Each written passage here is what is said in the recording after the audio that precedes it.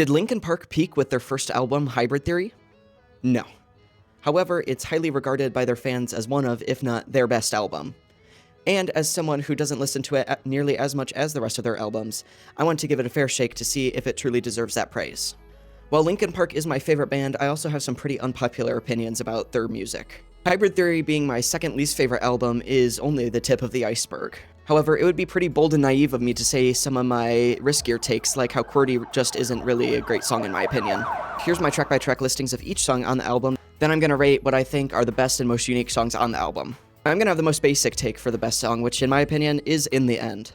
It starts with one thing, I don't know why, it doesn't even matter how hard you try. Now, while it might be a bit of an obvious choice seeing as it's their most popular song on the album and just in general, I do think it really deserves those accolades. It really displays how well Chester and Mike work together in a song, and how Mike's rapping complements Chester's singing so well. I do think it's iconic for a reason and deserves a 10 out of 10. I also do have to give an honorable mention to the song Runaway. Graffiti decorations under a sky of dust. I think a lot of people, including me, have really slept on this song. Even though he's great at screaming, I think it really highlights how good Chester is at just singing with so much soul and passion. It also deserves a 10 out of 10 in my opinion. Now, what I think is the most unique song is probably Cure for the Itch.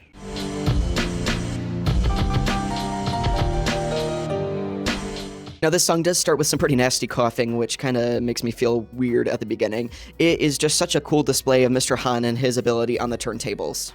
I find myself humming along and trying to predict each beat as it goes down. Linkin Park has always done great instrumental tracks, and this was the very first, so it easily deserves an 8 out of 10. Now, like I said before, I don't think Hybrid Theory is by any means Linkin Park's best album, but it really did shoot them into stardom, and for a good reason.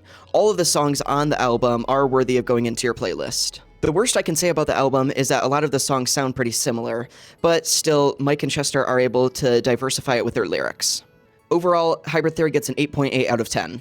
I'm going to try and review every single Linkin Park album in order, so keep an eye out for the Meteora review. Make sure to comment what album I should review next, and then subscribe so you never miss a daily upload.